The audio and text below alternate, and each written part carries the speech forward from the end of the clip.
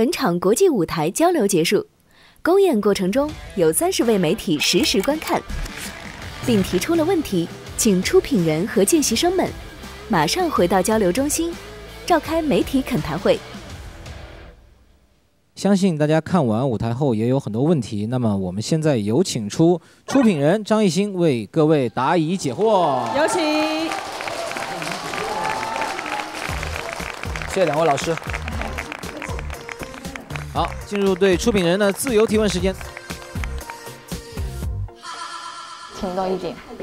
紧张吗？对，紧张。4吗？人多吗？姐姐多啊。多。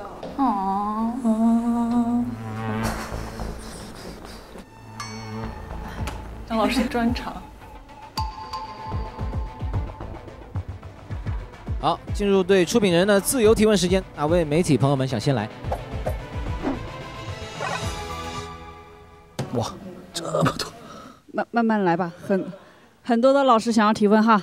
一星你好，之前您创立染色体公司的时候，当时有这么一句话说：“与我来时路，赠你沿途灯。”是怎么产生这样的责任感的？也是因为参加了一些这种，文艺工作者的这种选拔节目，选着这个责任可能就突然就，扛上了。然后还有就是之前经常说想要带领华语音乐走向世界，想问一下你这份信心是来自哪里？哎呦，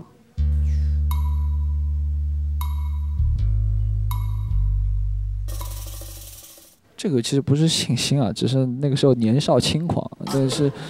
但是其实它也是一个大的目标嘛，它一直在走啊。人生不就是应该这样吗？这个概念已经提出了有5、6年了，现在走到哪个阶段了？刚刚开始吧，应该在我们这一代刚刚开始吧，应该是，他们这一代应该是更跟，就是我说他们，对他们这一代应该跟国际之间的距离会越来越近。他们每个人基本上会3种以上的语言。说前辈他们很自信啊，我觉得除了自信来源于舞台以外，他还有一个那个自信的底色来源于他的那个语言。就我发现他们用很多马来西亚文加英文放在一起放的比较多，他们就做了这样融合的这样的尝试。其实我觉得我们也是在尝试这样的方式嘛。那我可能问的稍微犀利一点啊，就是再次回归到了团体这样一个赛道上，这是基于你的一种情怀，还是说是一种对于舒适圈的依赖呢？谢谢。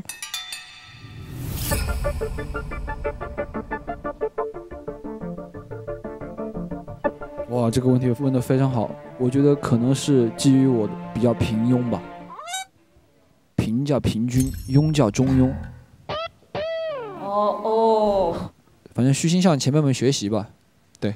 见习生前几天的路透登上了微博热搜嘛，网友觉得又推出一个女子组合去拍戏。您是知道内娱没有舞台这一说法吧？听说过。您是怎么认为的呢？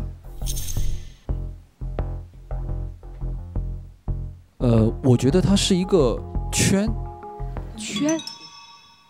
在练习的过程中间没有那么强的实力，然后出来的产物呢，艺人看了以后就觉得这拍的一般啊，所以他就会想那怎么办呢？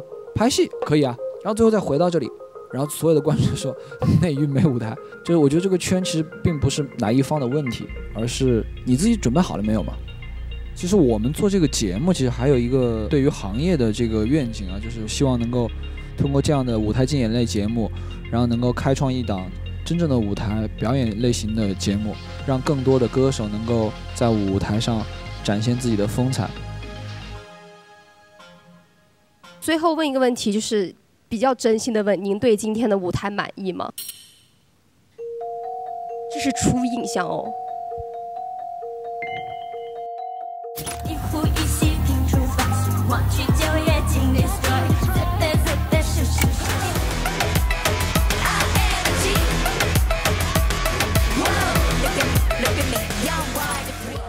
因为可能我们也是刚看完节目过来。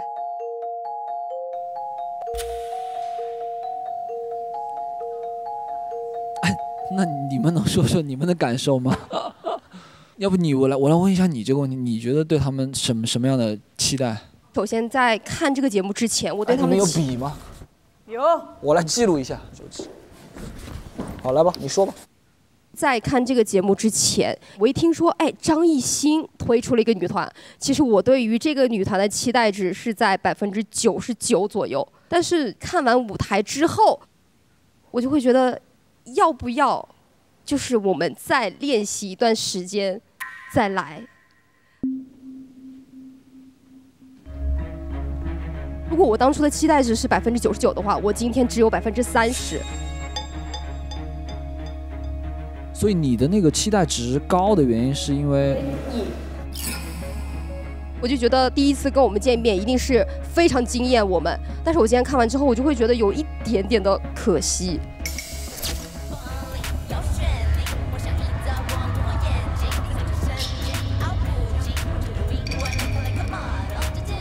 完全没有听到任何一句具体的歌词是什么，就是感觉大家的嘴都糊糊的。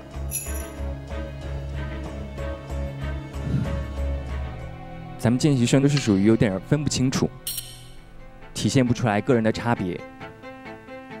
舞台上视觉效果不够，见习生们是想传递一个怎样的能量的表达？当我看到这节目的时候，我觉得更希望看到的是文化差异性，我认为似乎还没有做出来。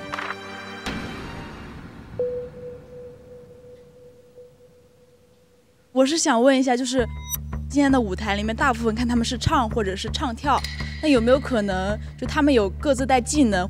他们的区别点在哪呢？他们的核心竞争力在哪呢？记不住人，服装什么的，它的视觉冲击不够。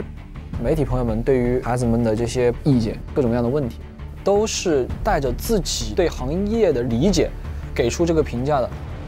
当然，这一个团队并没有完全被接受。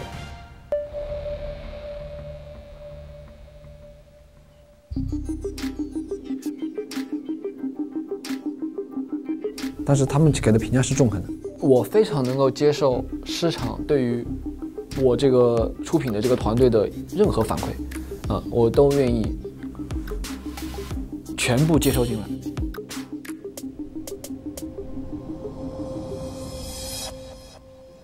好，对这个意见我做出一些回应哈，他们还有很多提升的空间。包括这位小哥哥说的特点的规划问题，其实也是我们在不断的在实战过程中间去找到问题，去拆解这些问题，然后去解决它嘛。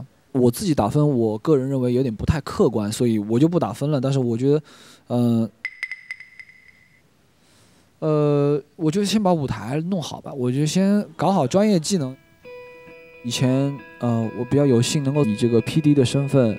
然后跟全民制作人、青春制作人、各种制作人们一起相遇，然后其实在这儿我也想发起一个邀请，希望邀请他们过来一起来看这个节目，告诉我到底应该如何更好的制作一支真正具有能力以及魅力的这样的一个团队，然后希望他们也用他们的努力去达到您刚刚说的做有代表性的人物的这个 KPI 吧。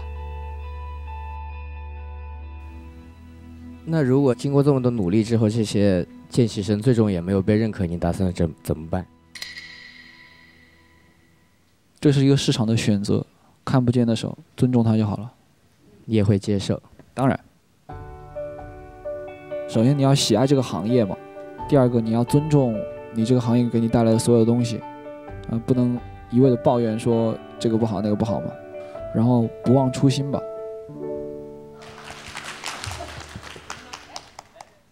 张出品人很老爷们儿，他很坚强，有一些问题属实是你怎么回答都好像不太对的一个状态。